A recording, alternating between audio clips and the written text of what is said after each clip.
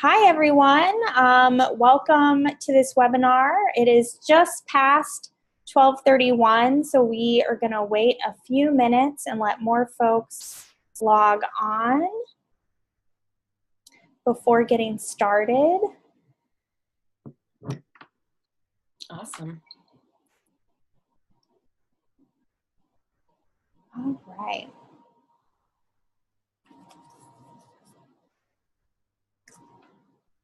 Hi, everybody. Hey, Shannon. I see some familiar names in there. Oh, great. Let's see. Emily, I'm also not seeing the controls on my end. Okay. So I've got the controls, but I am not seeing the Perfect. chat bar, which is a little bit sad because usually people can Yeah. chat there, but that's okay. All right. Well, we have quite a few folks on right now, so we will just go ahead and get started. And I'm sure some more people will join us as we go on. So hi, everyone. My name is Mary. I'm with ABoss. We are the largest career community for women. Anywhere for you to research companies, apply for jobs, and ask those career questions. And get support and resources from other women in our community. And we're so excited to be here today with our friend Emily Aries of Bossed Up to talk about beating burnout. And, you know, as we approach the end of Q4, I think this topic is so timely and was just seeing in our community this morning people asking about this specifically, about how can we deal with burnout around the holidays.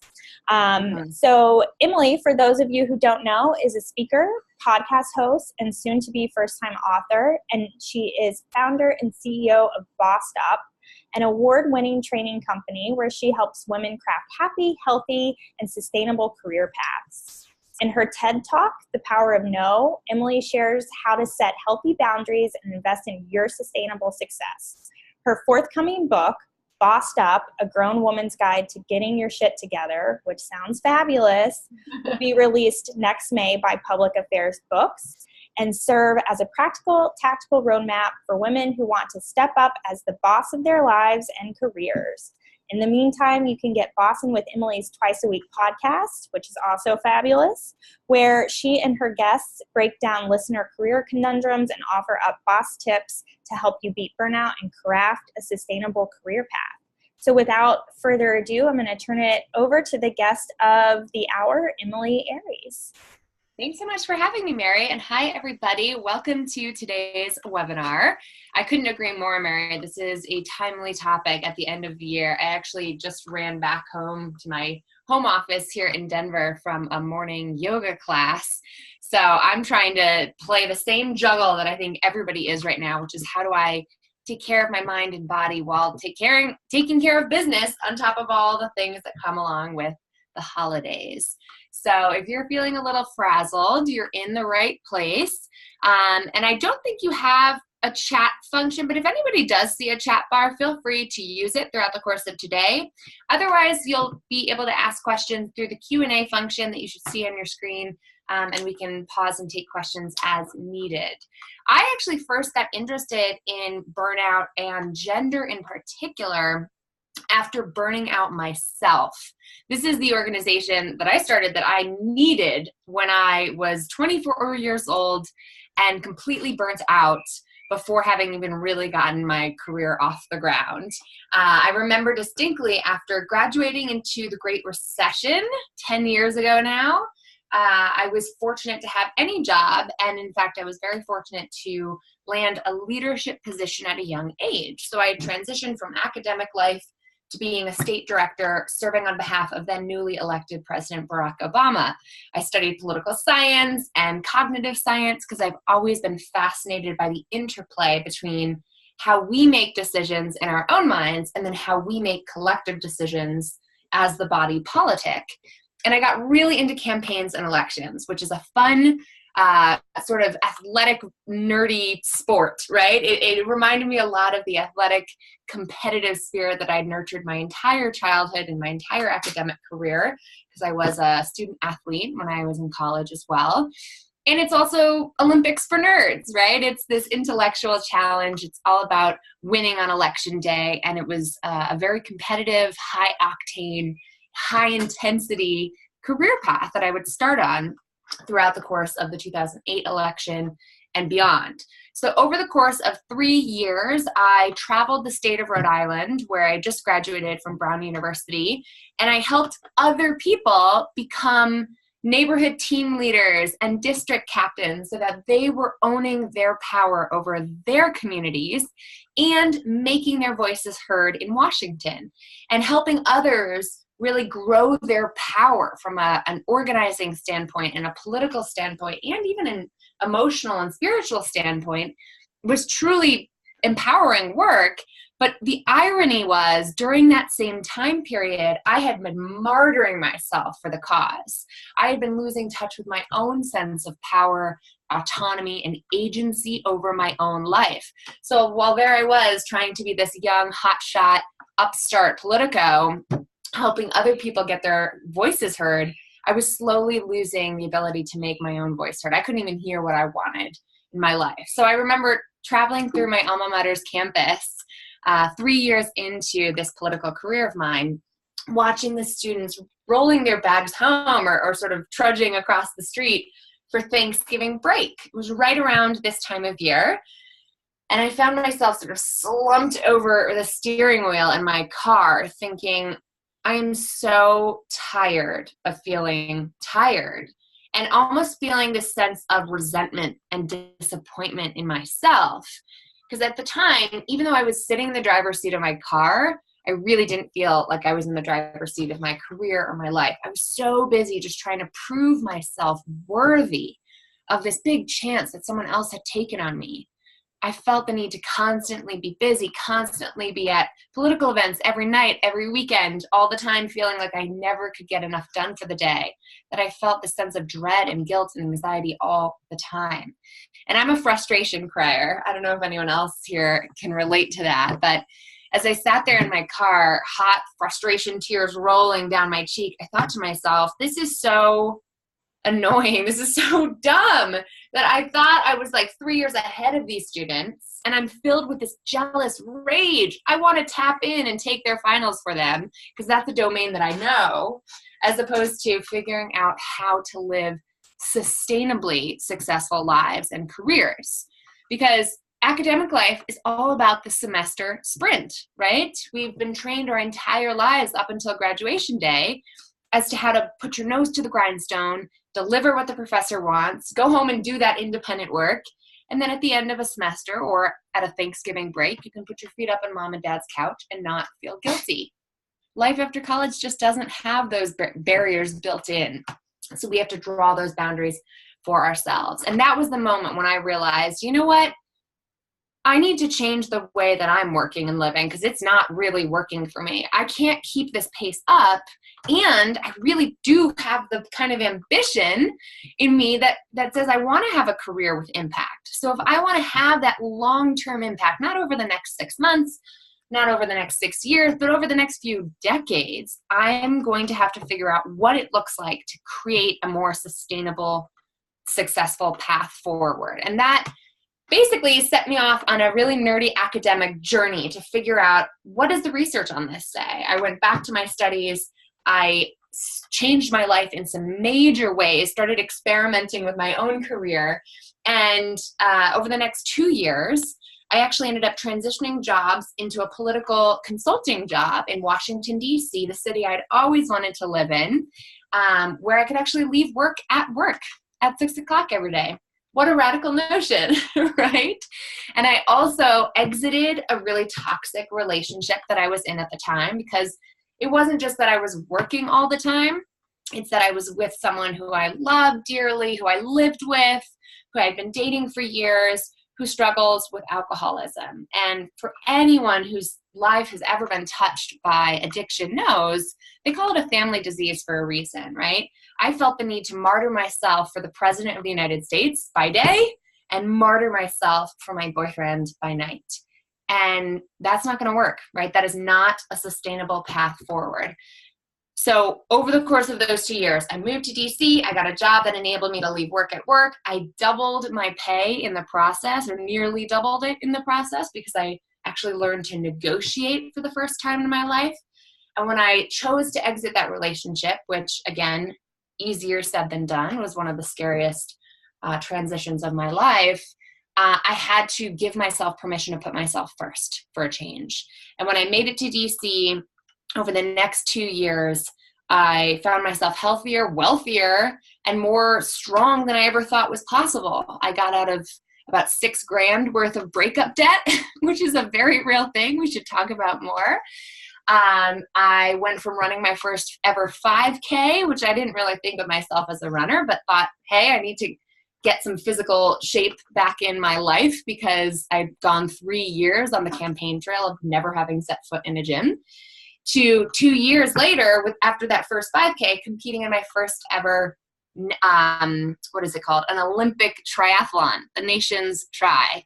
And I'll admit that was my first and probably my last triathlon, but it just gave me this incredible amount of mental strength that came with this newfound physical strength. So today I want to talk about that transition, which happened 6.5 years ago now, and what I learned when I went into the academic wonky version of, okay, how did this just happen? I put together a board of advisors. I started my company, Bossed Up, right after that 2-year period, because I felt the urge to better understand that transition and a deep desire to help other women navigate transitions in our careers without being so isolated and alone. Because as much progress as I made over those 2 years, I was really doing that alone. And we don't have to suffer in silence. We don't have to boss up in our own lives and take our power back over our lives and careers in isolation. So that's what we're here together today to talk about. You can tell I'm a little hyped up because I love this topic, and I feel so strongly about the science, the behavioral psychology behind it, and the politics behind it, because we still live in a world that tells women that to be a good woman, a good wife, a good sister, a good daughter, whatever, you have to sacrifice your well-being for others. And personally, I have had to change my own story on that in my own head. And I talk a lot about this in the book that's coming out this May, but I really had to change the narrative to give myself permission to basically put my oxygen mask on first, so that I was there for other people in a better, broader, more sustainable way. So let's dive right into it, shall we? We're going to talk about what burnout is, how to create a culture of sustainability in your own life, in your own household, in your own workplace, and 3 specific tools for bringing more what I call sustainable success into your day-to-day. I'll also leave you with lots more resources and ways that we can continue to be friends and collaborate. So first, burnout is kind of a misnomer in that it's commonly used in everyday speech to say, I'm just tired. You know, I'm so burnt out after this crazy week, or I'm feeling really burnt out on the pumpkin spice latte trend. Whatever it is, people throw that term around a bit casually. And in reality, it's actually a mental health disorder that's defined by the World Health Organization as a state of chronic stress. So we're not talking days or weeks, we're talking months on end. And chronic meaning you don't see the end in sight. There's just a huge amount of stress in your life and you don't see a way out. Burnout is kind of a gateway diagnosis on the way to more serious and lasting problems like chronic anxiety, which again, it impacts women dramatically more so than men, and depression. So burnout, while not as severe as anxiety or depression, can be a signpost that you're on the way to even more lasting and hard to battle mental states, right? But burnout is characterized by its 3 symptoms: physical and emotional exhaustion. I think we all know what that looks like. Cynicism and detachment. This feeling like no matter how hard I work, no matter what I do, nobody rewards me here. Nobody sees me for the hard worker that I am. Nothing's going to change. These meetings are pointless. You know, the thing I'm killing myself for at work doesn't really matter, which can make you detach emotionally from what you're doing every day. And this, I use a lot of workplace examples, but this can also be just as relevant to your personal life or relationships or other forms of purpose-filling work that you do. And finally, feelings of ineffectiveness and a lack of accomplishment. That feeling like, I feel like I'm going to work every day, but I'm not getting anything done. Or I'm trying and trying to help my child who's going through something tough at school, but I can't have an impact. That feeling of helplessness that leaves you in the passenger seat of your own career and life, that detaches you from a sense of having agency and control over what happens to you next. Mary, do we have polls? Because I don't think I've got. We do. So okay. Let's release our first poll question. So I would love to hear from you all. Okay, come on, slides. Do your thing. I'd love to hear from everybody here. Which of these 3 symptoms are you currently experiencing the most? So it's I believe it's a single selection option. So if you're experiencing more than one, know that you're not alone. But which of these speaks to you most? And you'll have to excuse me, I've got the sniffles. I think I'm still working on kicking a cold over here.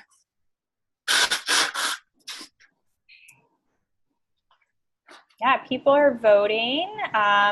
Seems like a lot of folks are feeling that ineffectiveness and lack of accomplishment that you talked about. How interesting. So once folks are finished, whenever you feel like there's enough votes in, I think you can publish it so we can all see maybe. Yeah. All right. So most people have voted. Share results. All right. Cool. Wow. So 50% of us are feeling that ineffectiveness and a lack of accomplishment. Interesting.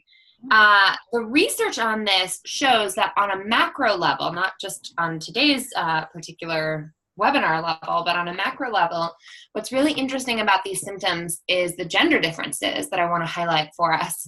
Women typically experience physical and emotional exhaustion as sort of the hallmark of women's burnout, and men typically experience the cynicism and detachment component. It's almost like a byproduct of a little bit of male entitlement in that, you know, it doesn't matter how hard I work here, they're never going to recognize me for the rock star that I am. They're never going to give me the promotion I so obviously deserve. And that level of detachment and cynicism is more common amongst men. So I'm not surprised to see that that's the lowest. Although it says a lot about your colleagues. It says a lot about your workplace when that's what you're identifying with most. Feelings of ineffectiveness and lack of accomplishment. That's so interesting to see that. I wonder if that's very temporal. And feel free to weigh in during Q&A time, but I feel like this is that time of year where we're like, what the hell are we driving towards? Where things are starting to feel like we're trying to crunch a lot of stuff in before the holiday break, and we're not really clear on our directives. Maybe some companies are taking the time, like at least at Bossed Up, I'm certainly taking the time now to really clarify our objectives for 2019. So this might be one of those moments when we feel like, I'm not sure what the heck I'm supposed to be driving towards. Or perhaps the example I gave about motherhood triggered some related feelings on that front as well, but feeling like you can't change. I'd like to just make a note that that sensation of not having agency or control over your life or career is extremely disempowering and can be really frustrating, depressing, demoralizing. And if you're feeling that way right now, I have been there before. I know exactly what that feels like, and it feels pretty fucking awful, to be blunt about it. What I will say is the beauty of burnout is you can get your agency back faster than you might think. It's certainly more beatable than depression or going through a major depressive state and chronic anxiety. So what this webinar is all about is figuring out what micro steps you can take right now to start to take your agency back, to start to feel more of a sense of being in the driver's seat of your life. So I just want to acknowledge, if you're at that moment in your life, I'm sorry. It's frustrating. It's awful, but you're not alone, and we're not going to let you stay there. So let's move on. Here's the thing. as much as burnout can feel like a personal failing, like, oh my gosh, everybody else seems to have it together here. Everyone else in my office seems to be operating just fine under these intense standards that we're being held to. It's not a personal problem. Burnout is part of a chronic, systemic, cultural problem that is especially acute here in the United States. So burnout culture is something I write a lot about as well, which is sort of characterized in a lot of ways as workplaces or industries in which busyness is seen as a status symbol, where people brag about how little they sleep, where people measure their self-worth by how much gets done on their to-do list each day. It's an easy cultural, I'd almost say it's like a contagious cultural conundrum that we all are falling into, especially when we're hard-driving, ass-kicking, ambitious women. Like, we do measure our self-worth sometimes accidentally by how much we get done. It feels good to get those gold stars of achievement. It feels good to check off things off the to-do list, to make progress. But when we get too wrapped up in achiever culture, which the United States is pretty known for, bad things can happen. So you'll know that U.S. workers work more late nights and weekends than workers in any other nation. The U.S. Travel Association started to freak out a few years ago when they found 4 in 10 Americans were passing up paid vacation days. And that's even if you're lucky enough to get paid vacation days, which not all workers in our nation are entitled to. In fact, not all workers in our nation are entitled to any vacation days. But the fact that we feel, and if you look deeper into this interesting research, we report feeling not that we don't want to take vacation, but that we can't because we don't have the time, we don't have the money, and we don't want to be seen as less than dedicated to our jobs. Those are hallmarks of a pretty warped work culture, in my opinion. This idea that productivity equals hours in the chair or hours in the office, or productivity is more important than anything else. When in reality, the negative impacts of burnout, things like reduced productivity, employee turnover, illnesses related to stress, of which there are many, cost the U.S. about $300 billion a year. And that number fluctuates year to year, but it's a big number, right? Stress is slowly killing many of us, and that is not good for the business's bottom line, as well as being a moral failing, in my opinion, of our capitalistic culture. And I'm an entrepreneur. I love capitalism in a lot of ways, but this is one of those moments where I think we're having this course correction and having to realize that human beings are not computers. We can't operate ad infinitum and be juggling multiple programs at all times without there being negative ramifications. And what's really important to acknowledge as we move forward, especially because I feel so strongly as a feminist and as a woman who's working in the women's development space, that we take a really intersectional approach to this. Not all stress is doled out equally in this world. Some of us experience a hell of a lot more stress based on different privileges or different prisms through which the world sees us. So if this is your primer on intersectionality, know that I have a whole podcast on this, and I talk a lot about intersectionality, but it's applicable to the conversation on burnout because women who live at that intersection of experiencing sexism and racism, or experiencing ageism and sexism, or experiencing bias based on parental status and sexism, whatever it is, just know that sexism doesn't operate in a vacuum, that there are lots of isms based on race, class, sexual orientation, gender identity, ability, you name it, and that those impact how much stress you're going to experience on a day-to-day basis. Unfortunately, because people are ignorant sometimes. People are not fully aware of how to be as inclusive as possible, myself included. We all carry unconscious bias with us at all times. I think this is an interesting concept I always like to introduce when I talk burnout.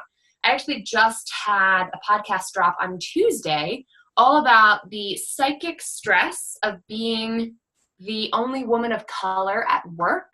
And on that podcast, I interviewed journalist Maura Cheeks, who's getting her MBA and studying the psychological impact of being the only woman of color at work. And this came up as an important term on that podcast, and I always bring it up here. in understanding where race impacts stress. So racial battle fatigue, I must have clicked the wrong button here. Racial battle fatigue is a term coined from William A. Smith at the University of Utah, where he was studying these impacts as well. And essentially, he points out that these microaggressions, which are relatively inconspicuous but potent degradation of marginalized people, negatively impacts minorities. It's a psychological term, right? He's in the psychiatry department. So this actually weighs on people psychologically, and I want to show a quick video to just illustrate what that might look like. Now, just as a brief disclaimer, this is a video that's done kind of in a tongue-in-cheek, sarcastic way, but it does deal with some pretty heavy concepts, some really heavy challenges and problems that we face as a nation right now, especially. So I don't want to make light of these problems, but I do think that a little bit of comedy used by fusion in putting together this video helps us make it memorable and relatable, and hopefully it gets the point across. So let's take a look. For people who still don't think that microaggressions are a problem, oh, you're so well-spoken. just imagine, instead of being a stupid comment, a microaggression is a mosquito bite. Ugh, it's a compliment. Mosquito bites and their itch are one of nature's most annoying features. If you're only bitten every once in a while, No, where are you really from? Cleveland. sure, it's annoying, but it's not that big a deal. The problem is that some people get bitten by mosquitoes a lot more than other people. I mean, a lot more. Whether it's on a date, Oh, your English is so good. Excuse me? going grocery shopping, No, everything happens for a reason. I'm just buying apples. commuting to work, So when are you gonna have a baby? watching TV, We have to keep Mexican people part of our culture and history. or just walking down the street with your partner. I couldn't even tell you were gay. Mosquitoes seem to pop up everywhere. Do you know John? Can be shopping advice. So I have Cher too. And getting bit by mosquitoes every goddamn day, Can I touch your hair? multiple times a day, So pretty. Can I Can I touch touch your it? hair? is annoying. That makes you want to go home. It seems like a huge overreaction. People only get bit every once in a while. That's you. Who cares? Just another angry black one. Of course, beyond just being annoying, some mosquitoes carry truly threatening diseases that can mess with your life for years. Astrophysics? Maybe you should try less challenging, Major. Ow. I agree. And other mosquitoes carry strains that can even kill you. He looked like he was up to trouble, okay? I felt threatened. So next time you think someone's overreacting, just remember, some people experience mosquito bites all the time. You're all so exotic. Wow. And by mosquito bites, we mean microaggressions. All right. So for me, the moral of that story is if you think you're overreacting, if you're feeling burnt out, and then on top of that stress, you're feeling bad for feeling stressed, or you're feeling bad for feeling sad, like, why can't I just be grateful for what I have? Why do I have to feel this way? We got to knock that off. You got to be on your side here. In a world full of injustice, and in a world that puts a lot of the labor, especially around the holidays, on women's shoulders in particular, it is a radical act to take care of yourself. And it is a radical act to be on your own side. So yes, while other people might think you're overreacting because they don't understand the specific microaggressions or day-to-day stresses that you're under, sometimes we can do that to ourselves as well. And we have to be our own best friends to get us through periods of burnout, to get us back on track for a more sustainable version of success. So don't allow yourself to feel bad for feeling stressed or sad. Feel how you're feeling, allow yourself to acknowledge those feelings, and then we can start to make progress on resolving them. And the final component here around really looking at burnout through an intersectional lens is something I call stereotype. It's not what I call, something called stereotype threat in the research. Here's the irony about this. If you are a minority in a majority environment, so for instance, I once gave a presentation on this to the National Association of Obstetrics and Gynecologists, and being a man in the OBGYN field was a minority in a majority situation. Or if you're the only woman in your office, that's of course an example of that. If you're the only woman of color or the only person of color in your office, again, this especially applies to you. And this is a real head scratcher finding in the research. But what they found is that the actual stress of being highly aware that you're the one and only there and being afraid that you're going to reflect poorly on your entire race or your entire gender that stress itself can actually detract from the mental faculties that you need to perform well. And in doing so, it ends up making you perform worse. So it's this, by merely worrying about proving a negative stereotype true, one ends up proving that stereotype true by performing worse. Here's what the researchers say we can do about that. If you do find yourself as a minority in a majority environment, hype yourself up. Remind yourself of why you belong there, not why you don't belong there. So instead of thinking, I'm the only woman at this table, I'm the only woman in this meeting, remind yourself, I'm the only one here with a master's degree, or I'm the only one here with hands on the ground or boots on the ground experience. I'm the only one here with clinical experience that knows what it's like to be a patient, or whatever it is. Remind yourself of what your unique strengths are so that the anxiety of being a minority in a majority environment doesn't contribute to your burnout and detract from your performance. Okay, again, I want to talk through burnout's root causes here, not because I like dwelling on the problem, but because there's a lot of helpful research and science behind burnout that helps you break it down. Once you understand the problem, we can actually start solving for it. So there are 4 common root causes that contribute to burnout. A feeling of a lack of agency in your life, which might look like, I feel chained to my desk, I'm at the beck and call of our customers, I don't have any control over how to do my job, or a lack of, what comes next? I think it's rest. We all know what that looks like, but it might be on a daily, weekly, or yearly basis. I'm running between jobs to make ends meet.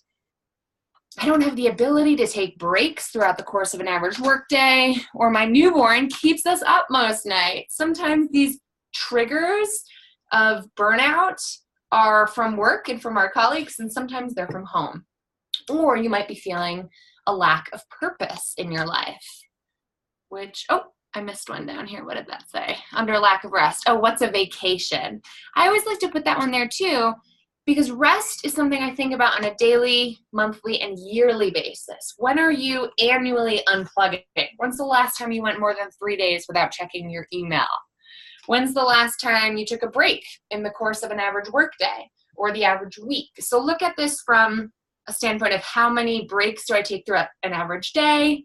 What does my rest look like over the course of an average week or month? And then yearly, where am I building in time for sprints and then recovery?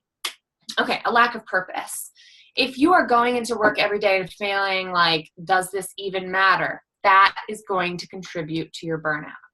If you feel like the work I'm doing is certainly making me wealthier and it's maybe lining the pockets of some executive, but we're not making the world a better place, we're not contributing to our community in any way, that might contribute to your burnout too. Quick aside on that though, not everybody needs to yield a paycheck from what their passion is. So if you're feeling a distinct lack of purpose in your life right now, that doesn't mean you need to quit your day job as a stockbroker. Make your money on Wall Street if you want to, right? Do what you got to do to make ends meet and to better yourself. But if you aren't spending any time doing some kind of work, volunteering, serving on a board, parenting can even count here, in a way that fulfills a deep sense of your purpose, making money alone is going to start to feel a little hollow, or so I hear. Or a lack of purpose might seem like, at 26 years old, I was a senior political strategist in the political world, spending millions of my clients' dollars on Facebook ads, an industry I'm very happy to be out of. And I was being promoted quickly, I was rising fast, and I distinctly felt a need to run away. I knew that that was not the work I am meant to do in this world, and sometimes that gut instinct when it's off is telling you more about what contributes to your burnout than anything else. And finally, a lack of community, which as an entrepreneur, I feel is a lot. And I've really made steps or taken steps this year to curb my, or not to curb it, but to focus on developing more community. When you feel like you're in this alone, when you feel like your boss doesn't have your back, when you feel like you're just not contributing to a team of any kind. It's just me and my screens all day, and I don't get to see the faces of so many of you who are tuning in today. It can feel a little lonesome. I have a very active Instagram account, my personal and Bossed Up's. And as much as I love DMing with people and connecting with folks digitally, it just doesn't leave you feeling the same amount of connection and fulfillment. So I want to ask you in this next poll, Mary, which of these feels most triggering to you? Which of burnout's 4 root causes feel like they're happening in your life right now? Mary, I think we have another poll. Yeah, we do. Stand by. No worries. All right, we are live. And again, I'm not trying to keep you dwelling on the negative here, but we can't solve burnout until we know exactly what's contributing to your unique burnout. I totally agree. And I think at some point we all experience this at some point in our lives. So totally great to evaluate. And the beauty of burnout is that it is often fleeting. It's chronic in that it can go on for months, but if addressed appropriately, we don't have to live like this for years. And if we do, our bodies suffer. Actually, in the edit of my book, I had to trim a lot of medical tangents because I am not a medical professional. And there's so much psychology and biology on the impacts of stress on your body, which I touch upon a little bit in my work. But the scariest finding that I came across when it comes to chronic stress is that it actually shrinks the part of your brain that helps you manage stress. So the part of your psychology and really your biology that's built to help you mitigate stress and manage your cortisol levels, that actual regulator starts to become very debilitated when you're experiencing chronic stress. So it becomes a spiral that gets harder and harder to get out of it the longer you stay in it. So it's really good that you're on this webinar right now because it's a sign you're taking steps to combat your burnout. All right, so it seems like most people are experiencing a lack of community. I'll share these results with everyone, which is also another reason why it's great you're on this webinar, because both Fairy Godboss and Bossed Up offer a community and other women for you to connect with. So we hope you'll stay engaged with us after today. So sad. I can't help but feeling so seen right now because you're validating for me that I'm not the only one who feels this way. And I'll tell you a quick anecdote. Last night, actually every Wednesday night, my husband has Wednesday night wing night with his guy friends. Every Wednesday, without fail, there's like 5 or 6 of them. They get 25-cent wings and like $2 beers downtown, and they have a blast. And last week at Thanksgiving, a lot of the wing guys were over because we hosted Thanksgiving, and all the wives were there or girlfriends. And we said, why don't we do something? Why don't we women get together on Wednesday nights? So yesterday morning, we all texted and arranged it. And one by one, myself included, we all bailed.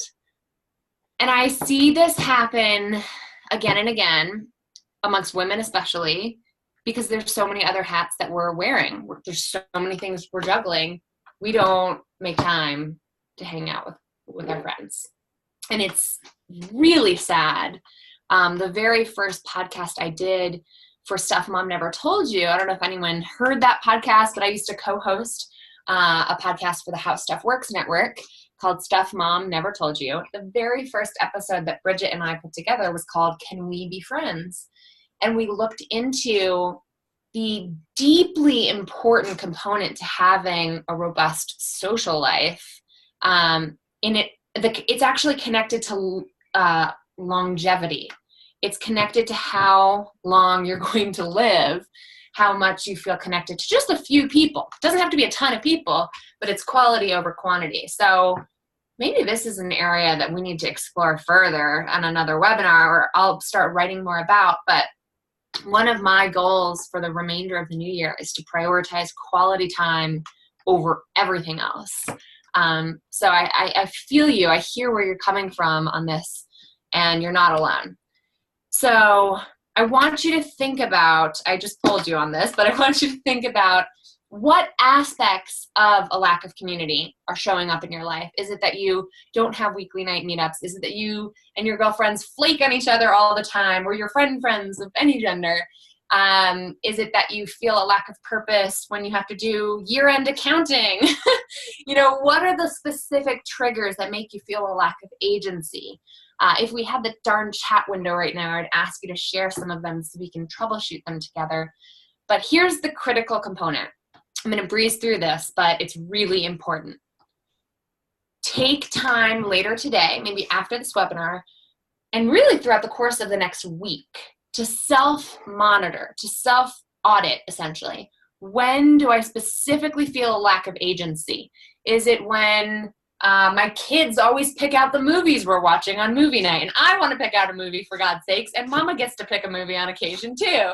Or are you feeling a lack of rest because you're getting up for 5 a.m. core power yoga classes? Maybe that's not a great time. Maybe you should give yourself some time to go to yoga classes on the dinner hour and let dad feed the kids, or grandma feed the kids for a change. What is it that contributes specifically to feeling a lack of agency, rest, purpose, and community in your life? If you can identify when you're feeling those things impact you, you can start to change them and turn them around. So now I want to focus on solutions. I mentioned this a little bit when I talked about microaggressions and making sure you're on your own side in your head. But one of the biggest barriers I see when it comes to women in particular struggling with burnout is a concept I call the martyr mindset. This is the entire first chapter of my book. I go really deep here and very personal because my mother, and I can't go on another tangent or we'll be here all day, but very quickly, my mother she had 4 children with my father, and she's a caretaker by trade. She's a labor and delivery nurse, and she also is a, what's it called? She goes on medical mission trips, so she's a missionary in Haiti. My mom really does it all in terms of how she's martyred herself for the good of the world, for caring for others. She's like the embodiment of the archetype of the caring woman. And just now, in her 60s, my mother is realizing she can take care of herself too, but it's not a zero-sum game. That going to yoga classes a couple times a week, which she's doing now, and actually taking a vacation, not just medical mission trips, but a proper vacation, had such an impact on her this year. I took her to Colombia, which is the country of her origin. She was born and raised in Colombia, South America, and she had not been back in like 55 years. Since she was 13, so like 45 years. So it can be changed, but here for the martyr mindset, watch out for the martyr mindset creeping in to your decision making. It sounds like this: I have to hustle hard. I gotta push through. I can't let anybody see me stumble or take a break, God forbid. And other people are counting on me, so I can't rest. Sometimes this sounds like I have to be twice as good to get half as far because I know the systemic injustices that are stacked against me. But what does that tell us? The martyr mindset presumes that you personally are responsible solely for your own success and your own come up. I think there's a better way. I think there's a balance between, yes, I have some control over how my career goes, over how my life proceeds, and there are systemic forces acting upon me, and I need to give myself a break. I need to take the radical act that is self-care and apply that to my life so that I can be in this fight for the long haul. I think of this as sustainable success. And there's plenty of research that shows happier, healthier people actually work harder and are more productive. Have you ever had one of those days when you just can't seem to focus and you just stare at your screen and don't get much done? And then you feel bad because you can't go to that thing, you can't go to that workout, you can't, you feel guilty about taking time off because you didn't do any work that day. Versus, and I maybe not that entire day, but you didn't get as much done as you'd hoped. Versus the kind of day where you're going to take care of yourself with a workout or a dog walk in the morning, and then you're going to be able to focus and be more productive and get shit done throughout the course of the day so that you can go to that holiday party after work and not feel like the emails are just stacking up in your inbox. That's what I'm talking about. Happier, healthier people who have more time for rest and renewal in their life make better use of the focused intervals of work in our lives too. That's what we're aiming for. So here's how we do that. 3 key steps. Give yourself permission, we'll talk about further. Eliminate the triggers, subtract the stressors, and most importantly, add in renewal. A lot of talks or advice on chronic stress stop at eliminating what's stressing you out. But I think there's a really important second part to that, which is adding in things into your life that give you energy. So let me break this down a little further. Giving yourself permission looks like catching the martyrdom mindset when it's happening to you. Catch it when you feel yourself saying something like success requires suffering. Think about that for a second. This is a core belief that was ingrained into me as a child, ingrained into me in my academic pursuits, and I think is very shockingly common. Do you believe that success requires suffering? And I'm not talking about sacrifice. Sacrifice is different. Suffering to me is chronic sacrifice. Sacrifice is different. It's more short-term, like you're making a trade, a short-term pain for a long-term gain, right? If you believe that success truly requires suffering, which actually goes back to our Protestant work ethic, founding father type figures, which again, you'll have to read the book to get the full historical geek out on this concept. But this idea presumes that even if you do achieve success, you will continue to suffer. We can't aim for that and expect it to be pleasant at the end of the day, right? If we believe that the journey requires suffering, the finish line is not going to feel any better. Instead, kick off those heels, right? Ditch the martyrdom mindset, ditch this concept that we have to be in pain in order to be good, and aim for sustainable success instead. Look at your next day, look at your next week, look at your next month, and definitely look at 2019 holistically and think, what would it look like to put my oxygen mask on first? What would it look like if success did not require suffering? How can we still get there and have more fun along the way? If you actually make that your end goal, then what you're aiming for becomes a little bit closer to that. You're not going to achieve perfection, right? This is not about achieving perfect work-life balance, which is not a thing. But it's about making sure that we're aiming for something that doesn't hurt, right? We're aiming for something that is more inherently sustainable. And wherever we land along the way is going to be better off than had we not aimed for that to begin with. Another way to look at this is to really think, okay, what are the triggers that I identified and that are contributing to a lack of agency, rest, purpose, and community in my life? How can I change them? And I really wish we had that chat bar because this is when I troubleshoot with people. But let's come up with a hypothetical together. Oops. Okay. So let's take my example of ladies' night being a flake, for instance. That contributes to my lack of community. So if meeting up on Wednesday night for ladies' night when the guys are getting wings night is not tenable, it's not possible, at the very least, I'd like to see my college friends once a month on a video chat. So I will, let's say, text all my college friends, get them on a Google Hangout invite that recurs every month, and that way I know, even though it's not FaceTime in a real sense, that way I know that I am going to see my college besties at least once a month. Another way to think about this, what else could we do? Sometimes it's about lowering the bar. I've written about this on the Bossed Up blog a lot this year. We chose to host Thanksgiving for the first time this year, and it was a Friendsgiving.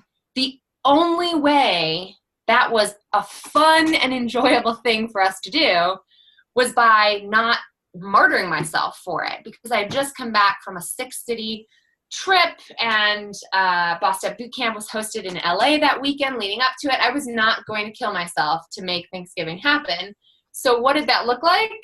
It looked like recognizing in advance the storm that was coming my way and recognizing that I had a choice. I could either take it all on myself as the default, or I could really ask for help. And I decided how to react on Monday night, or actually it was Sunday on my way home from Los Angeles leading into Thanksgiving, when I texted everybody who's coming to Thanksgiving and said, you know, Brad and I, my husband and I will have the turkey ready. We've got cranberry sauce already made. And what else did I say I would do? Oh, I love making pies. So I decided to make some pies. And everybody else signed up to bring something potluck style.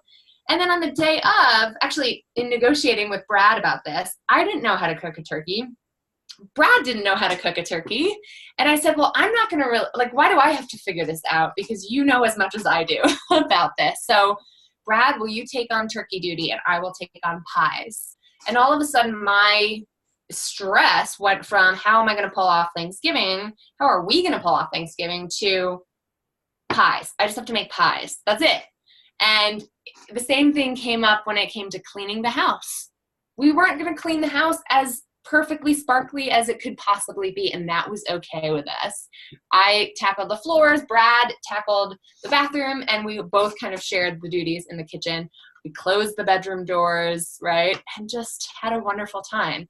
And we had a wonderful time because we thought about it in advance and proactively delegated, asked for help, and said no to the unrealistically high standards that were, you know, in my mind when it comes to the world's perfect Thanksgiving. So deciding how to react proactively and not doing that in isolation, but doing that in the company of others, whether it's a partner, a friend, a spouse, a parent, a child, whatever, doing it with someone else makes it a lot less stressful.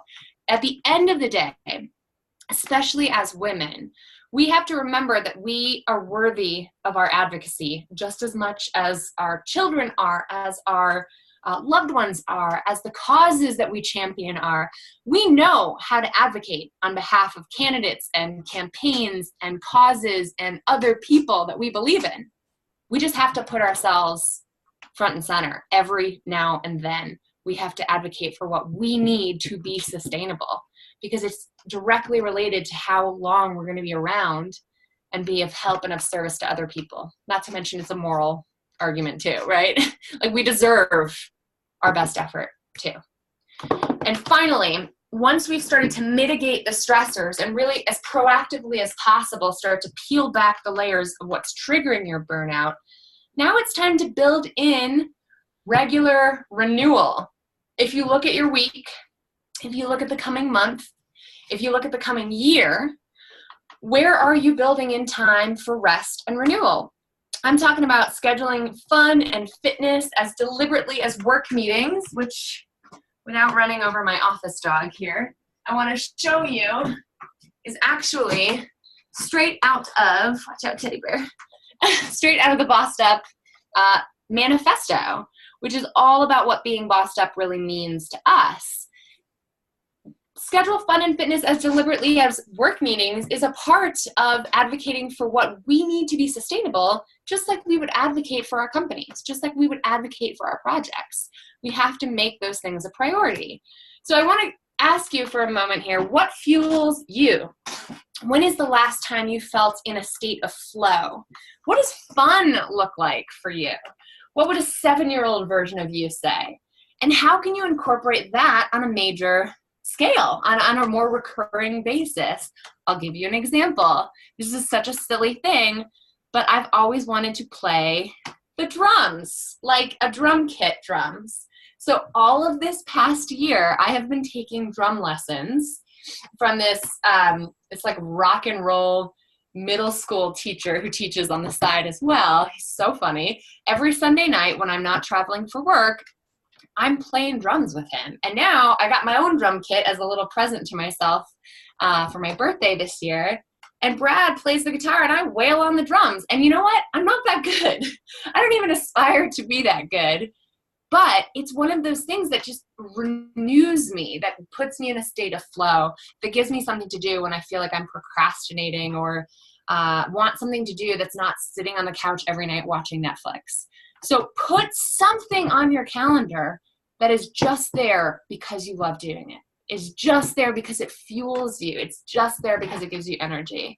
And the more you can overlap that with hanging out with people you love, the better.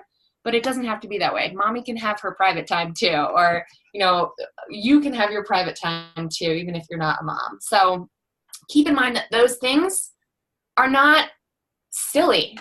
They sound silly, like my drum example, but they actually make you better and more focused and more present in your life, not to mention more fulfilled.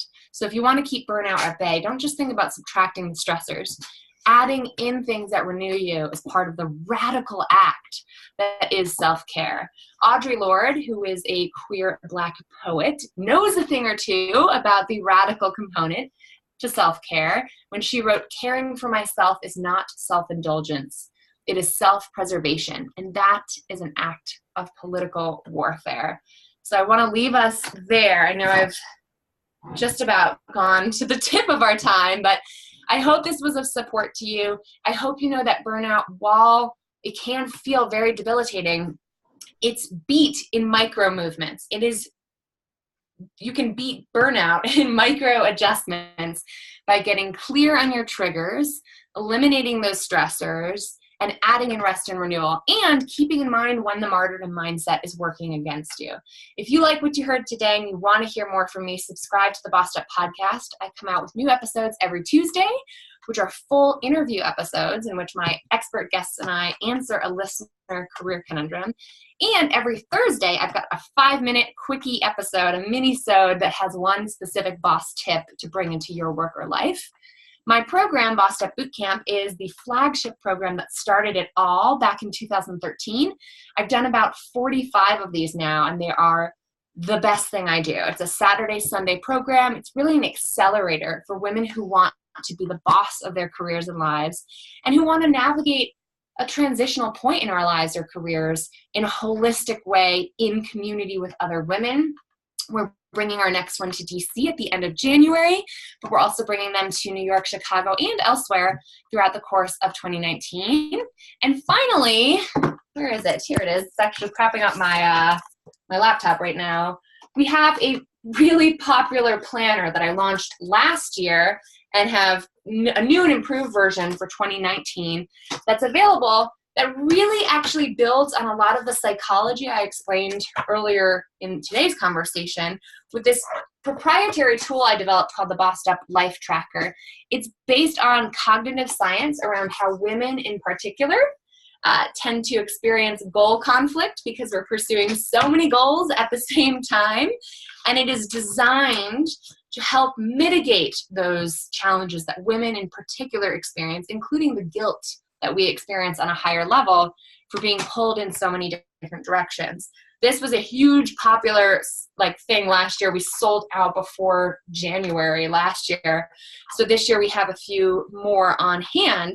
But if you'd like a planner that comes with a year-long accountability group that I lead, definitely check out the Life Tracker Planner in the Bossed Up shop. Thank you so much, Mary, for having me on today. I'm happy to take questions if we do have time. Yeah, thanks so much, Emily. I know I learned a lot and hope all of you did too. We have about 2 minutes, so if anyone has any questions, thoughts, you can use the Q&A function and we will try and get to as many as we can. And we will be sending out a recording of this webinar in the next couple days, so if you want to revisit any of the great research Emily shared with us or any of her strategies, it will be available to you on demand shortly. Awesome. And I'm seeing the Q&A button, but I'm not seeing any questions right now, and I know we're right at time, so folks may want to hop off, but we will be in touch with more details, and we'll be sharing our contact information, so if you need more from Fairy Godboss or Bossed Up, you will know where to find us. And thank you again to Emily for joining us, and thanks to all of you for taking time out of your day to join us as well. Thanks, Mary. All right. Bye, everyone.